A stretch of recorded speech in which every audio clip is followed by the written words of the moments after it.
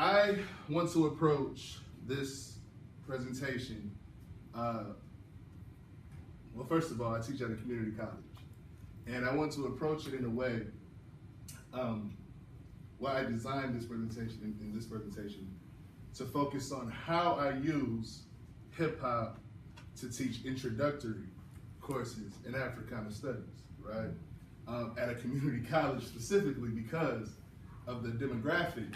I work in Inglewood, Chicago, which is one of the poorest, most crime-ridden communities in the country, right? So I have a somewhat unique student body that I work with. It's 90% black at the school. My classes are about 99.9% black. In the age groups, my students range from 18 to, I actually have a student who's 80 years old right now. And he's totally on point. Like he's an Ivy League graduate, which is interesting too. He was an ex-attorney. But I have a wide range. So when I'm fighting in my class, and I say fighting on purpose, is not only teaching these students about themselves, or the battle of trying to teach them or unteach them about themselves. I have to fight with the age group differences, the older students fighting with the young students, criticizing them on various discussions that we have, whether it's related to male-female relationships or any kind of relationships, intimate relationships, music, how we approach activism in the community. In my generation, we used to go out, we wouldn't let these things happen. You young kids today, let them do whatever they want to you. You don't value education. Y'all the ones didn't teach us. You didn't educate us. How are we supposed to know if you didn't tell us? So I have that battle going on, right? And then there's hip hop. That hip hop, bitches and hoes. Why are we gonna use that? That's the problem with the community. No, you're just old, you don't get it. We don't wanna hear all that old school jazz. So it's everything's a battle, right? So it's a very complex situation. And then add to that the fact that I, at 32 years old, am from the hip hop generation, as Bakari Kitwana would define it. I was born in 83, so I was born between 65 and 84, which places me in that group. I'm also from the ghetto, so that gives me another unique twist or spin to this thing, right? All this will make more sense in a minute. So with that said, when I approach my students the first day, I have all this going on in my mind, like how am I gonna make this click? I'm dealing with students at that level who don't know that their last names were slave names. They don't know that Africa has paved roads for the most part. Their knowledge of history and of this field is so limited that I not only have to overcome their negative attitudes towards school because of their environment and the situation they've been put in, I have to overcome all those other things. So, with all that said, hip hop's a very valuable tool to reach this demographic, and I start by grabbing them or introducing them to something. Well, let me back up. I'm a very firm or very serious believer in culturally relevant pedagogy, as I assume most of us are, particularly in Africana studies. And for my demographic, how on earth could I teach a room full of black people about black people and not embrace hip hop, particularly in the mecca of the drill music scene? For those who don't know, the drill music scene, you've heard of Chief Keef, Lil Durk, and all these other artists, that is a Chicago, primarily Inglewood creation, and it's spread around the world. This is what these students breathe. The older students, this is what their sons and daughters breathe, right? So I introduced them to this discipline by showing them the similarities between African American studies and hip hop, right? So I talk about similar beginnings. Africana studies started when? The late 60s in the institution, right? In the late 60s and grew from there. We have hip hop that started in the early to mid 70s. Both of them started with a spirit of rebellion. So I try to find that connection and introduce it in that way from the beginning. The graffiti, I'm gonna spray on your trains, on your buildings. I'm gonna pull my pants down low because society says wear them high. I'm gonna talk this way and move this way because society says do it the other way. Africana studies. You're going to teach it this way. We're going to shut down your school till you teach us correctly and teach us about us. That rebelliousness, right? I like to capture that spirit and that connection. Moving forward. I also like to use black music in general as a way to teach history. Primarily, I'm a historian. My degree is in African American studies, but my concentration has been history. So I like to go back, all the way back, and talk about ancient African, primarily West African musical tradition, carry that over into slavery and the work songs, the Negro spirituals, moving into the Motown era, and then into hip hop, and see that everything is just added on to each other. There's a song I'm not gonna play now by Kanye West. It's called Spaceship. And in the song, he's rapping about having a job and just wanting to fly away and get away from it all. And in the back, you hear this moaning and this crying out. And it sounds just like a Negro spiritual from back in the day. And I tell the students, how can you tell me that's not a Negro spiritual in the 2000s? So the connection. And I'd like to look at each era of music and then put it in the context of society. This is what African Americans are going through at this time. These were the different forms of expression that explain our station in America in these time periods. The same thing with artistic expression overall. Remember, people, hip hop isn't just music. There's other elements. In fact, people wrongly try to say there's 4 elements. There's really 5, but now there's as many as 9 elements to hip hop. Just like there's been amendments to the elements of hip hop. And the 5th is the knowledge. You have DJing, you have dancing, you have MCing, you have graffiti, and the knowledge, right? But there's others. But hip hop's an overall artistic expression culture. So we talk about the Renaissance, the Chicago Black Renaissance. We go into the Black Arts Movement, and then show how hip hop is just, again, an extension or the evolution of previous artistic movements in history. It's just another block of time. And also the evolution of Black political thought. Starting with David Walker's Appeal, I can make a connection very easily to David Walker's Appeal and the freedom fighters of the slave era, all the way up to now, with Public Enemy, Dead Prez, Let's Get Free. For those who don't know, this group is extremely militant, but they are popular amongst the hip hop underground fans. But a lot of the stuff they're saying here in the 2000s sounds like it's directly from David Walker, some 150, 170 years ago, okay? Students tend to, and it's weird to see the light bulbs go off, because they're like, oh, huh, I didn't understand that. Black nationalism. How can you explain black nationalism to an 18 and 19-year-old and not talk about drill music? Now, how do I make the connection between drill music? For those who don't know, again, drill music's about murder. It's about being mad, angry, poor, and I'll kill you for my crew, for my people, and it's nothing. You've created a monster, essentially, and now we'll go out and kill and shoot and do whatever. So the music is literally designed to be theme music for murder and violence, unapologetically, okay? And it's very disturbing, right? But this is the demographic I have to deal with daily when I'm teaching this work. So, Marcus Garvey, Malcolm X, all that's cool. But to a 19-year-old in the midst of a war, to reach him and get him to understand the message and the depth, and to help him understand or her understand that the current situation and current conditions of African Americans is very similar to what it was for their parents, grandparents, and great-great-grandparents, hip-hop's the best tool. The album title alone, Let's Get Free, right? I'll expand on that in a minute too.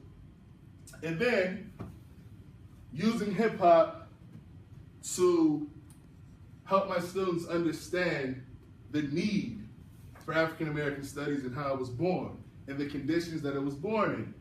We talked about the ghettoization of Black America in the post-industrial era, right, after deindustrialization, and how the birth of hip-hop happened to come right at that time. What were the conditions? Black people just weren't born inherently in the ghetto and in squalor. There were conditions, there were things on a macro level that happened to create these ghettos that we now see, and this culture came directly out of that. What were the factors going on historically and globally that created the conditions that gave birth to hip hop? When they see that, they not only have a greater appreciation for the art, it helps them understand their place in the world, right? Before I get into masculinity, that particular part is where I see the generation gaps close, right? My student, I can't get her out of my head. I have a student who's 51, very loud, very aggressive, but very passionate, I'll say, right? Like she'll stand up when she talks to people and like walk towards the desk. I always think it's gonna be a fight, but she never hit anybody yet. But her anger comes from having 3 sons, 2 of them are in prison, and 1 has been shot like a few times. And she blames, as she calls it, the hip hop, right? It's the hip hop, and you guys doing this and that. And when I explain to her, or to the class, and we have these discussions about these young children being put in conditions that are making them angry, and they understand that they understand now more so maybe than ever before how marginalized they are. They feel hopeless. Your generation, sadly, this is when it turns to an argument between me and them, whether it was your fault technically or not, created an atmosphere for these kids that didn't ask to be here. Now they're lashing out. Tupac Shakur had a tattoo on his stomach called, it said Thug Life, okay? He was supposed to be like a prophet for the thugs of America. And that Thug Life, as Dr. Dyson pointed out, was really an acronym for the hate you give lives inside forever, right? Now when you see Tupac Shakur, you don't think anything that deep. You just think he's a street thug. But the message is, don't blame the victim for lashing out in their music and being this way when you look at hip hop artists and you. Let them be a signal or a smoke signal for you to let you know something's really wrong and there are other factors, just like you had in the 60s and the 50s and the 40s, and it makes them angry and they're lashing out. I played them old videos or old songs from the 30s. I think her name was Lucille Bogan. And it was the most vulgar verse I've ever heard in my life from the 30s. It was about every vulgarity you can think of was in like 8 bars. And she just sat there. And now my young students are like, yeah, what about that? So, so we're seeing these things, but it has to be exposed. And the value to me in Africana studies, with merging the gap between our elders and our youth, is immeasurable. The value, we can't have a collective consciousness or a collective consciousness without first looking inward and closing some of these gaps within economics, within age, within educational level, even residency. So I feel, I don't know, that's a step in that direction. Masculinity. Why is this important in Africana studies? I asked my students, this hurt me actually last week. We did an informal poll. And long story short, I have 6 classes at Kennedy King, by the way. Or I can't even see shit. And I asked them all, out of 10 black men, how many of them, in their terminology, ain't shit? Write it on a piece of paper, pass it up. The class average was 8. A room full of black people, mostly women in the room, in all my classes, on average, believe that at random, 8 out of every 10 black men are not suitable to be with. And then we had a whole discussion for like the next day. I actually had an extra session to come to talk about this. I was so crazy about this. Why do you feel that way? And they went on to tell me all these things. There was a picture I was going to show. I still could, whatever. But it was the image of the black male and how we're portrayed via hip hop, or through hip hop videos, through hip hop and movies and films and whatnot. And I'm realizing that even amongst the community that created hip hop, we're internalizing this stuff and really believing it. The same with womanhood, right? And I use this culture to teach how the media can use stereotypes and propaganda and that medium of being able to control you. The media is used to essentially create a new black community, if that makes any sense. I argue that and teach that African Americans now have become a caricature of themselves that was taught to them using hip hop as the main tool through the media. And now we have young people who aren't even from the conditions and from the mind state and from the, don't have the global view of us hip hop practitioners. They're trying to be something they're not because a white controlled media and a white controlled culture in hip hop is telling them this is what you're supposed to be. What's the harm in that? How can we use hip hop as a vehicle for change possibly if we don't control the culture, the message of the culture, and we don't even, and the people that created the culture have no real input on the direction of the culture, right? Africana studies, in my definition, is supposed to be used to educate the community about their social, historical, political, economic status, and use all that information to create change in the future. I'm scared in a way because hip hop's the dominant culture of our youth, and I would think hip hop can be used as a vehicle for change, but if we don't control the culture, then what do we really have? Or how can we use this as a tool if we don't control that tool? More on that in a second.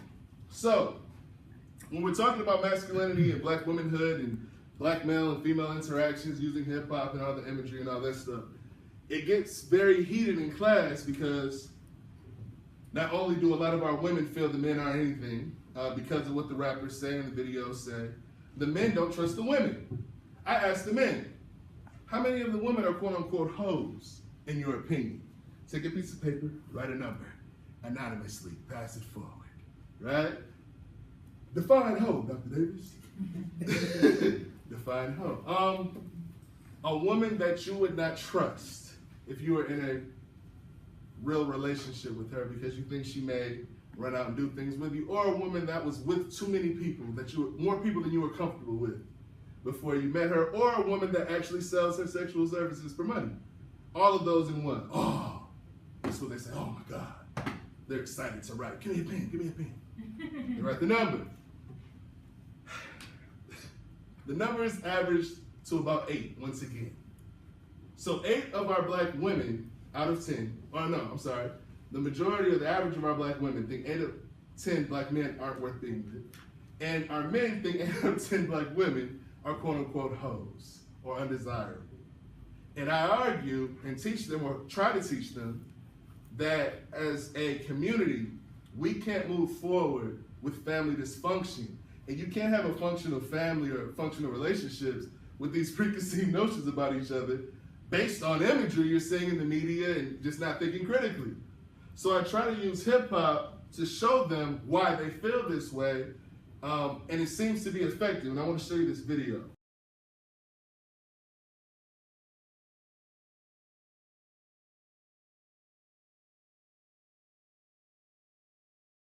So I like to show that video, and I wanted to show it today too because it's one of many examples